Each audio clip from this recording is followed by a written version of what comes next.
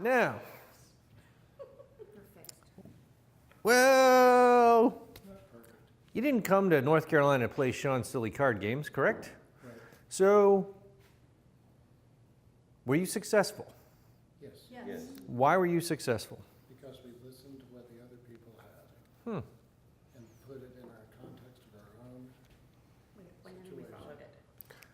Had a plan and followed it, listened to other people and put it in the context of your own situation. Thoughts? We saw the objective. Solve the objective. Great. Anybody say you weren't successful? Okay. So, whose perspective is right? All of ours.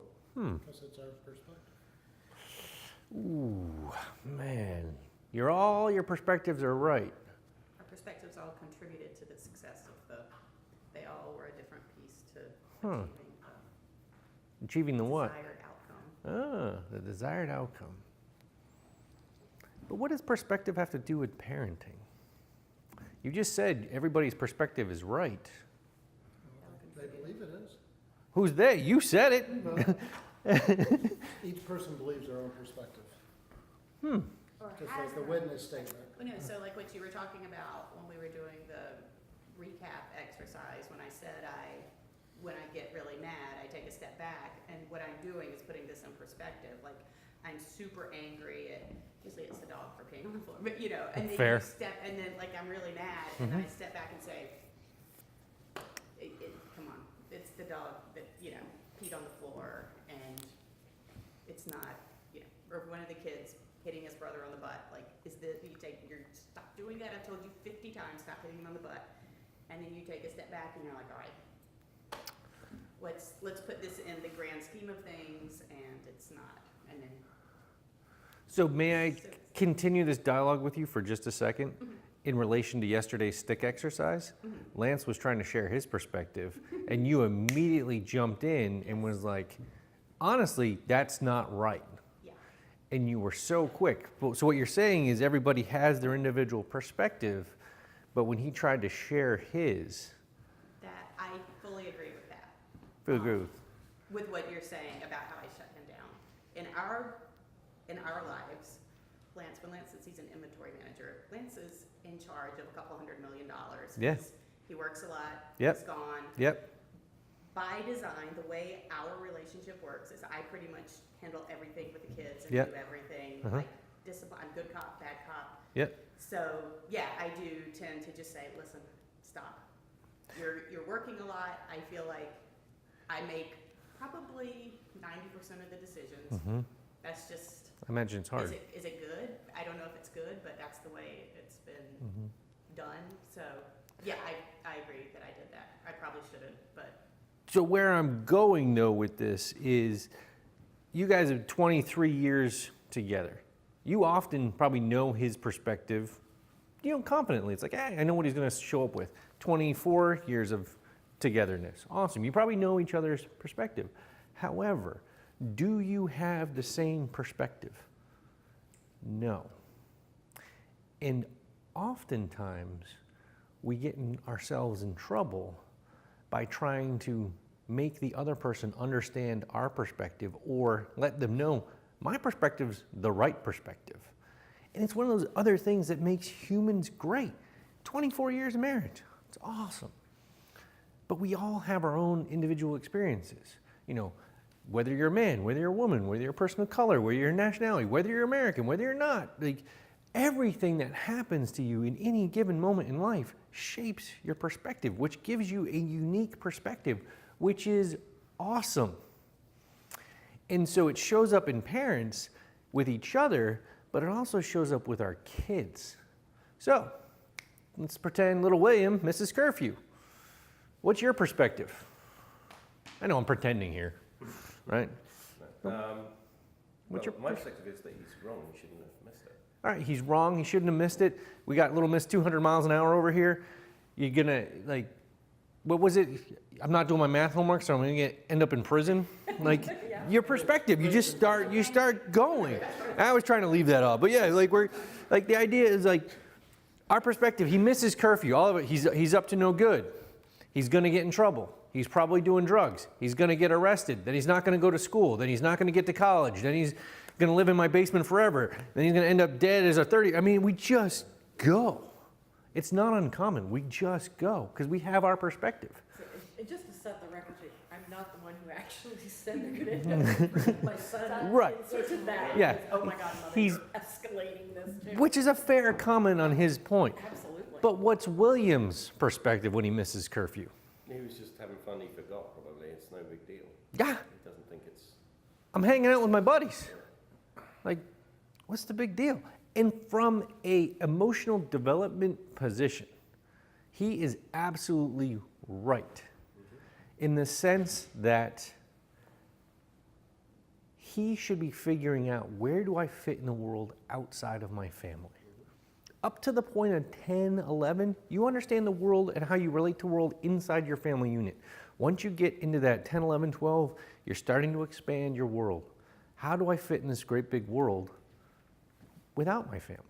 So he's just hanging out with his buddies. It literally has nothing to do with you guys. I'm not excusing the behavior. Missing curfew is not acceptable. Doing drugs, not acceptable. But his perspective is right. I'm just hanging out with my buddies. I want to have a good time. I'm feeling stressed. Smoking some weed, chilling out. What's the big deal? You know, again, not excusing the behavior, but his perspective is right.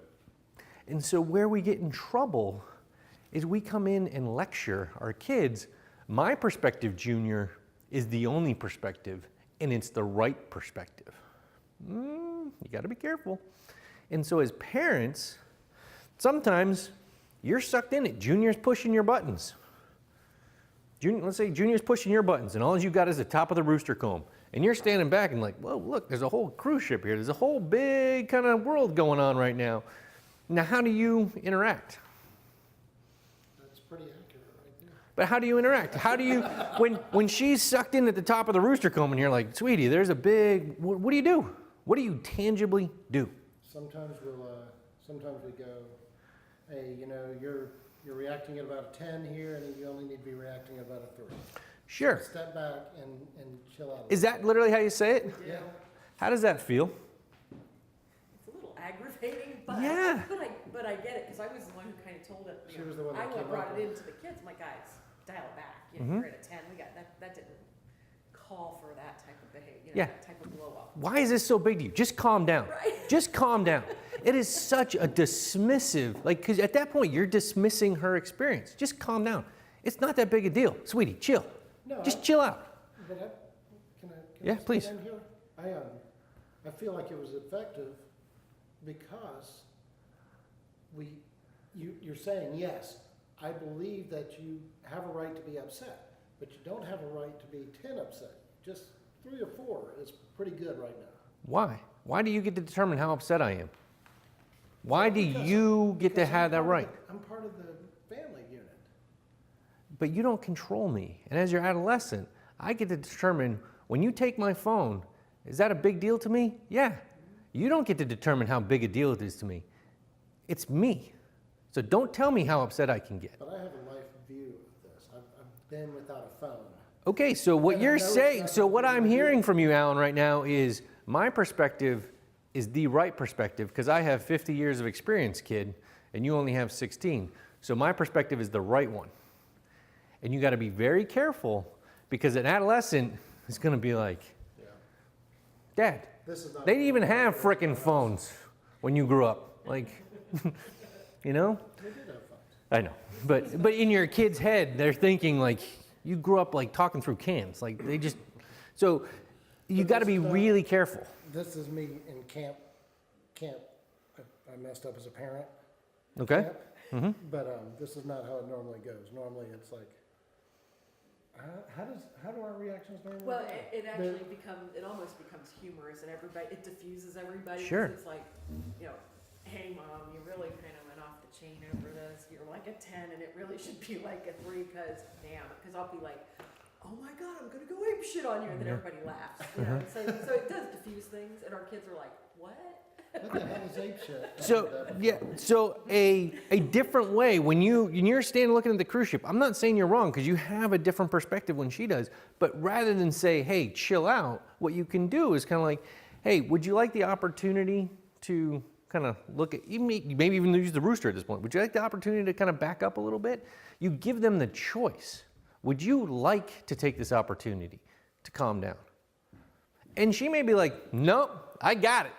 But you've done your part at that point, you've done your part. You said, would you like this? You're giving them a choice. Everybody gets a choice. And if you don't give a choice, what you're going to find with an adolescent, you don't give them a choice, you're going to get a highly defended, highly aggressive, either verbally or sometimes physically, kid. Well, we got a passive aggressive. Fair. Because we literally crushed her under our attacks at times. Sure. So you want to be very careful to, rather than come in and say, "Hey, like my perspective's the right one." You want to give choice, like, "Hey, buddy, would you like to take the opportunity to kind of back out right now?" So in that situation yesterday, it's like, "Hey, is that really how you feel? Can you tell me more about that?" And that gets into this place of being curious. If we really, I'm pointing at relationship that's not up here. The people that we love, we have the strongest relationship with. We should be curious about them first. Be curious why they see the top of the rooster or why they see the ship. Be curious about what their perspective is. Be curious about how they got to that perspective. Be curious about the people you love. Before you drive your agenda, before you drive your perspective as the right perspective, you want to be curious about them. And so quickly, we shut down the ones we love. Rather than being curious first, we just shut them down. It's like, this is my perspective. You're going to end up in prison. You're going to end up in jail. You're up to no good. Da, da, da, da. It's like, no, just be curious. Start there. All right? So I think we have difficulty with Durant, like with not going to school because and he is dialed into this, or prior to coming here, no, I'm going to drop out of 9th grade and I'm going to be a GameStop manager. He's like, yeah, that's what's going to happen. I'm quitting school. And there's just. And your perspective is based in reality. Like, there's no way in hell that's going to happen. And so, that, right, you can't argue with crazy. You can't argue with stupid. It's just his plan is crazy and stupid. And you just can't even debate it because it's not, he just says stuff. And if you come in with that's not going to happen, kid. There's no way that's going to happen. He's just getting more and more entrenched into this is going to happen and I'm going to make it happen and you can't talk me out of it. Yeah, so it's difficult to discuss things with someone who doesn't even have an actual perspective that they're tied to. They're just saying things and clinging to these things just to get a reaction. And that's his perspective because he knows he's going to get a reaction out of you by saying things. So starting to understand hey, why are you saying this? What's going on for it? No, he's like, yeah, that's what's good. I'm going to do it. And he thinks. Can you show them the requirements of a GameStop manager from Well, the website? We have learned that you have to be 21 to be a GameStop manager. And have a high school degree. Yeah, you have a high school degree. Yeah, well, he's going to get a GED. And I'm like, if you wind up as a GameStop manager, that's fine, but let's not set the bar to be GameStop manager. But there's just no. You just can't go down that rabbit hole. Yeah, as soon as you say that, as an oppositional person, I'm like, I'm going to be a GameStop manager just to prove you wrong. You're telling me not to set the bar that high? Screw you. And again, so I'm teasing you a little bit, but it's like you have this very defined, this is the way it's going to be, and you present that strongly. I imagine for him, it's a whole lot of defending himself. Why he should go to school and get an education. Yeah. And he's like, no, I don't need an education because you can be a GameStop manager with a high school diploma. Right. And so what you're experiencing, you can't logically, you can't present your argument as hey, kid, this is the one. And he's like, oh, mom, that makes complete sense. Right. Thanks. So I don't know how to get him to go to school. We're going to talk about that. We're going to talk about that. But I want to be, right, for this little exercise, I want to hammer you guys on, be curious about the other's perspective first before you drive your perspective. There's time to share it. There is absolutely time to share your perspective, but it's probably not in the moment. Hear theirs, understand theirs, be curious of theirs, whether it's your co-parent, your spouse, or your kid, or anybody you care about. Be curious about them. Then later, the next day, you can come by. Hey, you know that experience we had with our kid? Like, do you mind if I share my perspective? Like, just open the conversation. Do you mind if I share my perspective? Sometimes you're going to be like, no, I really don't want your perspective. And that's totally legit. It's fair. And if you want that person to be open, you ask the question. Like, are you open to hearing this? Because if you just hammer yours, they're not going to listen anyway. They're just going to figure out ways to argue with you, whether it's your spouse or your kid. If I come out with that, my son will say, Dad, does everything have to be a life learning lesson? It's kind of fun. Yeah. All right. Thank you for playing my little game.